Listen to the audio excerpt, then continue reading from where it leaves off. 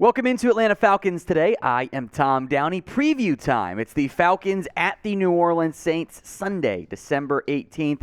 A pivotal game for both of these teams. Technically, they are both still alive in the playoff race. The Falcons have a better chance, although we're still talking not very good odds to catch the Bucs and make the playoffs, but they play the Bucs down the stretch. Atlanta, if they want to keep their playoff hopes alive from a practical standpoint, this is a must-win game. We'll go in depth on what to watch. But first, the injury news and notes of the day.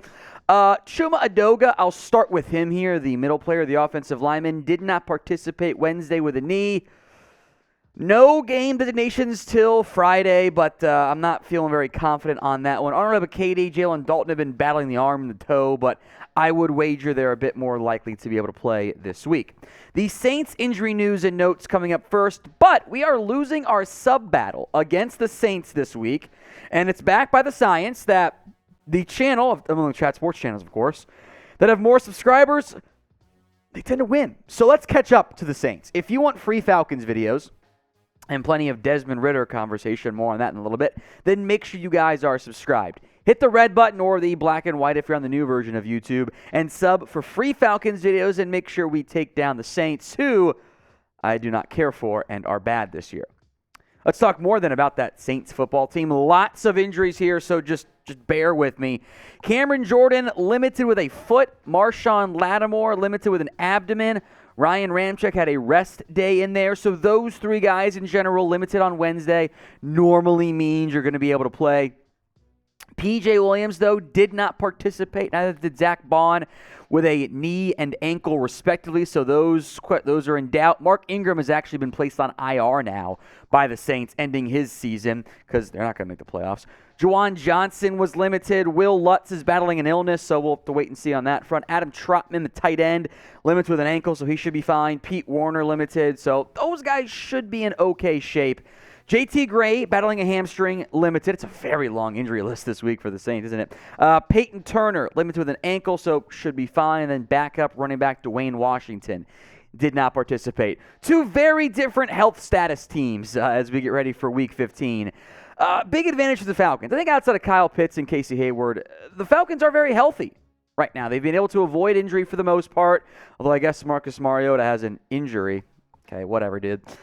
That should benefit the Falcons in this game. Keys to the game, what to watch for, plenty of Desmond Ridder conversation coming up. But first, who do you have winning this game? ATL, spam it in the comments section for me if you've got the Falcons, and O for the New Orleans Saints. It's the pinned comment on today's video. So if an ad break just happens to come here on YouTube, take advantage of it. While the ad plays, head down there, type in ATL or NO. This should come as no surprise. The number one thing to watch for is Desmond Ridder, right? He's making his NFL debut as a starter, taking on the Saints. I am excited to see what Desmond Ridder can do because this is what I know Falcons fans, I know what producer Rolly's been waiting for a long time. It's a great chance to get a win and keep playoff hopes alive and show what Ridder can do this year. Mariota's had his clear and obvious issues, despite some apparent frustration from Mariota for being benched. I digress. Ridder has ability. There's a lot of talent between the head and with the arm talent, the athletic ability. I think he was an underrated player coming out of Cincinnati. I liked him a lot more than I thought I was going to in my draft study. I can't wait to see what he does against the Saints. I don't think it'll be perfect. I think the Saints will try to confuse Desmond Ridder because he's a young quarterback. Why wouldn't you? That's what good football teams do. I think there will be some missed throws. There were plenty of those on tape at Cincinnati too. If you can just dial back those from 3 to 4 to 1 to 2, you're going to be in a lot better shape there. It is a tough matchup for Ridder. This is a tough defense the Saints have.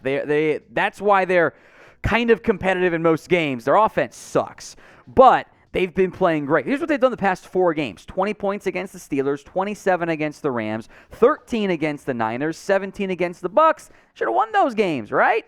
The Saints' defense has been really good this year. They allow 22.8 points per game, despite the fact that, if we're being honest, their offense hasn't contributed in the way you would normally want your offense to contribute, I should say. The Saints allow only 203.2 yards per game through the air. I would expect a massive run workload for the Falcons. Cordell Patterson, Algier, etc. I think it's going to be a big run-heavy game. But you still need the vertical threat. You can't be one-dimensional either way. If teams are loading the box, hit the play action. Throw it downfield to Drake London, who we'll get to here more in depth. But first, how excited are you for Desmond Ridder's debut? Scale it for me from 1 to 10. 1 on the low end, 10 on the high end. Get those answers in for me in the comment section. All right, number 2. How about the Ridder and London connection? Remember why the Falcons drafted Drake London and Kyle Pitts in round 1, early in round 1. It was not about pairing him up with Marcus Mariota. It was about having your core playmakers in place for whoever your franchise guy is long term. And that could end up being Ridder. Here's what Ashton Edmonds wrote about the London-Ridder relationship. Drake London and Desmond Ridder's relationship reaches far beyond the football field. They're like brothers, if you ask them. The two became close during rookie minicamp in May when they were roommates, and they shared a commonality from training with former NFL quarterback Jordan Palmer during each of their college years and leading up to the draft.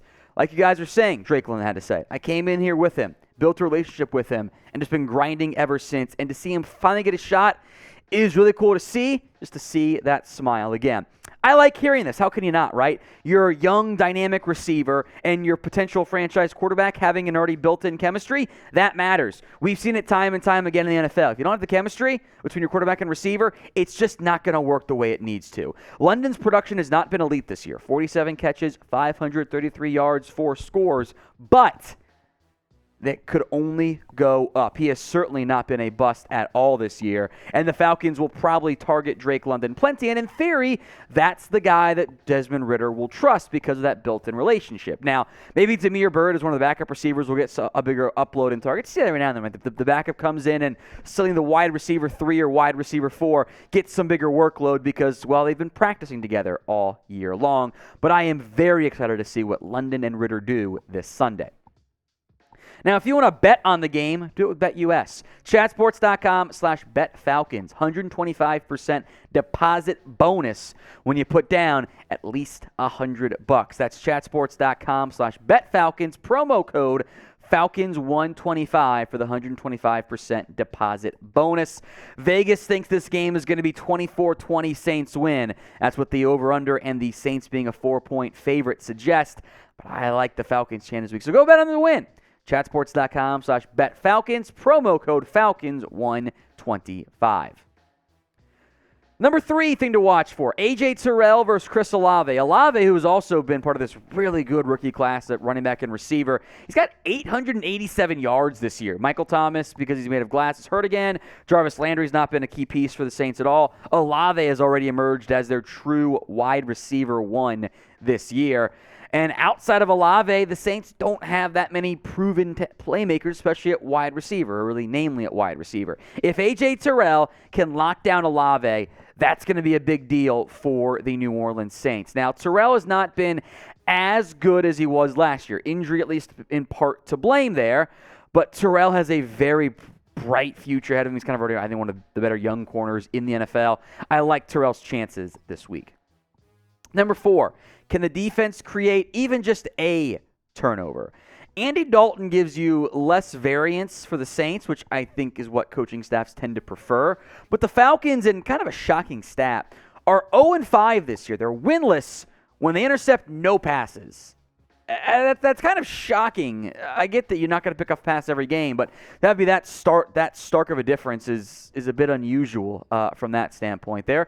And Dalton will make mistakes. Now, it's not primetime Dalton, so maybe we're not going to get too excited about that front there. But you can make plays off of Dalton. The Saints' offensive line, the offense overall has been up and down. Again, I know that the Falcons are dogs. They can win this one. So next question for you guys watching. Predict the score for me of the Falcons against the Saints. Let me know in the comments section who you've got winning and what the final score will be. The final thing to watch for is the race to 22 points.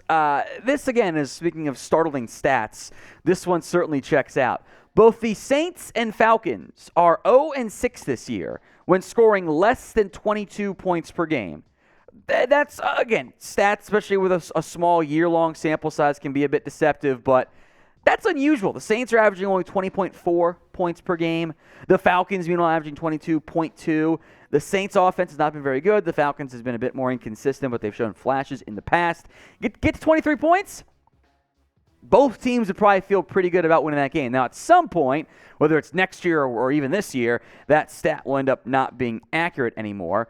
But the Falcons, you got to just figure if you can get to 23, 24, 25, you're going to be in a really good spot to win that football game.